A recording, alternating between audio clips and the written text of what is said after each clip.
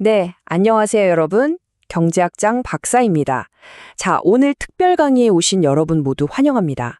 오늘 우리가 다룰 주제는요, 정말 우리 모두의 삶하고 아주 그냥 직결된 너무나도 중요한 이야기입니다. 바로 우리 사회의 든든한 버팀목, 이른바 사회보장제도에 대한 건데요. 이 제도가 도대체 뭐고 또 어떻게 우리의 삶을 지탱하고 있는지 오늘 저와 함께 그 핵심을 아주 그냥 샅샅이 파헤쳐 보겠습니다. 자, 한번 정말 생각하고 싶지 않은 상상을 한번 해볼까요? 만약에 내가 아프거나 갑자기 직장을 잃거나 혹은 나이가 들어서 어떤 이유로든 내일 당장 내 소득이 딱 하고 끊긴다면 어떨 것 같으세요? 정말 생각만 해도 눈앞이 캄캄하죠? 네, 맞아요. 우리 삶에는 이렇게 늘 예측하기 어려운 위험이라는 게 도사리고 있습니다. 바로 이 지점에서 왜 우리에게 사회보장 제도가 필요한지에 대한 논의가 시작되는 겁니다. 오늘 이 깊은 이야기는요, 제 머릿속에서 나오는 게 아니라 바로 이 책, 세무사 재정학을 공부하는 학생들이라면 누구나 보는 그야말로 바이블이죠. 정병열 재정학 연습을 바탕으로 진행할 겁니다.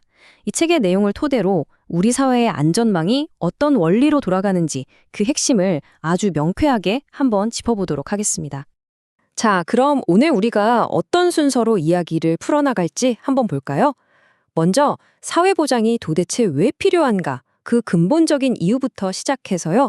전 세계적으로 큰 흐름을 이루는 두 가지 모델을 비교해 볼 겁니다.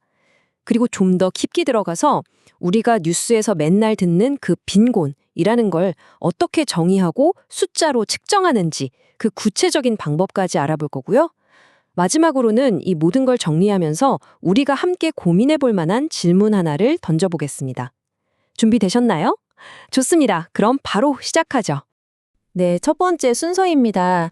사회보장. 대체 왜 필요한 걸까요? 아마 다들 어렴풋이는 알고 계실 거예요. 가장 쉽게 말하면 예상치 못한 위험이 닥쳤을 때 우리가 나락으로 떨어지지 않도록 막아주는 최소한의 울타리이기 때문이죠. 우리 교재에 나와 있는 정의를 한번 보면서 시작할게요. 사회보장제도란 사회 구성원 모두가 최소한의 인간다운 삶을 살 수 있도록 여러 가지 사회적, 경제적 위험으로부터 보호하는 제도다. 여기서 키워드는 두 가지겠죠? 바로 보호, 그리고 최저한 인간다운 삶. 이 두 가지를 기억하고 넘어가시면 되겠습니다. 와, 이 그림을 보면 우리나라의 사회보장제도가 어떻게 짜여 있는지 한눈에 딱 들어오죠. 아주 중요합니다. 보세요. 크게 세 개의 기둥이 우리를 받치고 있어요. 첫 번째는 뭐죠? 그렇죠. 우리가 평소에 보험료를 꼬박꼬박 내고 나중에 아프거나 직장을 잃었을 때 도움을 받는 사회보험. 그리고 두 번째는 정말 생계가 어려운 분들을 국가 재정으로 직접 돕는 공공부조. 마지막 세 번째는 노인, 장애인, 아동처럼 특별한 도움이 필요한 분들에게 서비스를 제공하는 사회복지 서비스입니다. 이 세 가지 기둥이 톱니바퀴처럼 맞물려서 우리의 사회 안전망을 만들고 있는 거예요. 교수님, 질문 있습니다. 하는 학생이 있을 것 같네요. 그럼 이 세 가지 기둥의 모습이 전 세계 어느 나라나 다 똑같나요? 아주 좋은 질문이에요. 정답은 아니다, 입니다. 여기에는 서로 다른 철학이 깔려 있거든요. 바로 이 지점에서 우리는 사회보장제도의 양대 산맥이라고 할 수 있는 비스마르크 모델과 베버리지 모델을 반드시 짚고 넘어가야 합니다. 이 두 모델은요, 출발점부터가 완전히 달라요. 먼저 비스마르크 방식. 이건 독일에서 시작됐는데 쉽게 말하면 직장인 단체상해 보험 같은 거예요. 내가 낸 보험료, 즉 기여에 따라서 나중에 내가 받는 혜택, 즉 급여가 결정되죠. 철저하게 기여와 보상이 연결된 모델입니다. 반면에 베버리지 방식은 영국에서 나왔는데요. 이건 뭐랄까, 마을 공동금고 같은 느낌이에요. 모든 국민이 세금을 내서 공동의 재원을 만들고 누구든지 어려움에 처하면 최소한의 도움을 받을 수 있도록 하는 보편적 복지를 지향합니다. 가장 큰 차이, 바로 전 국민이 대상이라는 점이죠.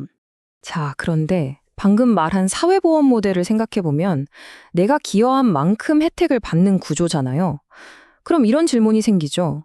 애초에 보험료를 낼 능력조차 없는 사람들은 어떻게 보호받아야 할까요? 바로 그런 분들을 위한 최후의, 그리고 최후의 안전망이 필요합니다. 그것이 바로 공공부조입니다. 이 공공부조는 사회보험하고는 성격이 완전히 다릅니다. 과거에 보험료를 냈냐 안 냈냐 이런 건 전혀 따지지 않아요.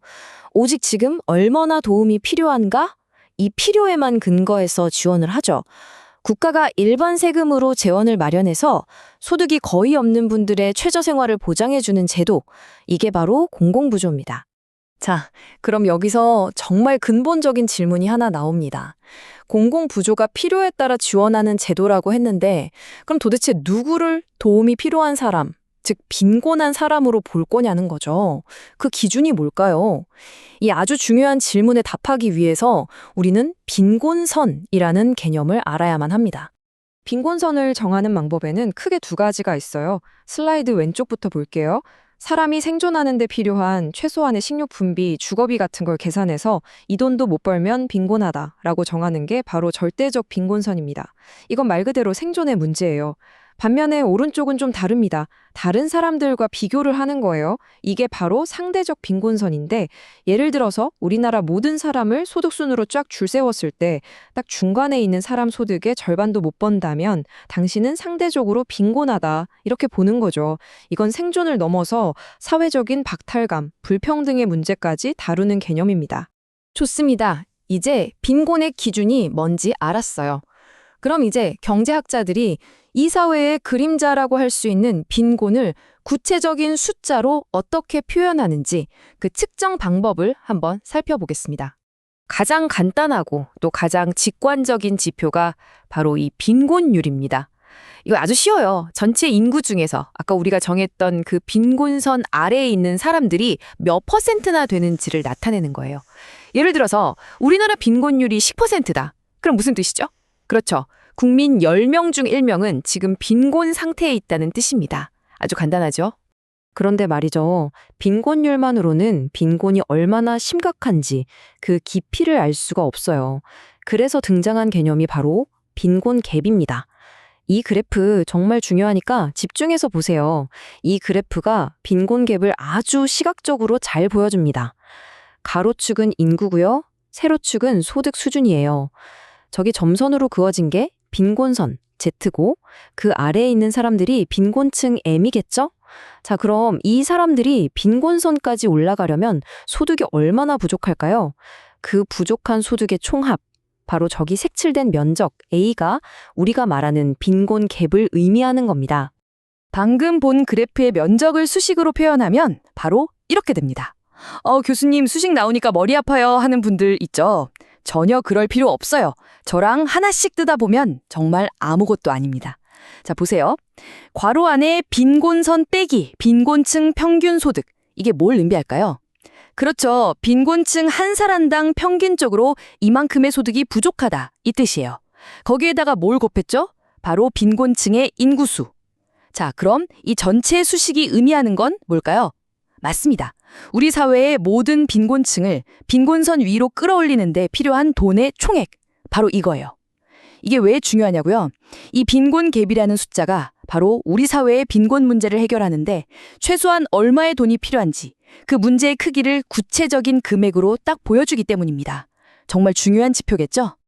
자, 오늘 정말 숨가쁘게 달려왔는데요. 정말 중요한 개념들을 많이 다뤘습니다. 마지막으로 오늘 배운 내용의 핵심만 아주 빠르게 정리하고 우리가 다 같이 한번 고민해볼 질문을 던지면서 이 시간을 마무리하도록 하겠습니다. 오늘 배운 핵심 용어들입니다. 머릿속에 다시 한번 정리해볼까요? 사회보험은 내가 낸 만큼 돌려받는 기여 기반 제도. 공공부조는 그것과 상관없이 필요에 따라 국가가 돕는 최후의 안전망. 절대적 빈곤은 생존의 문제.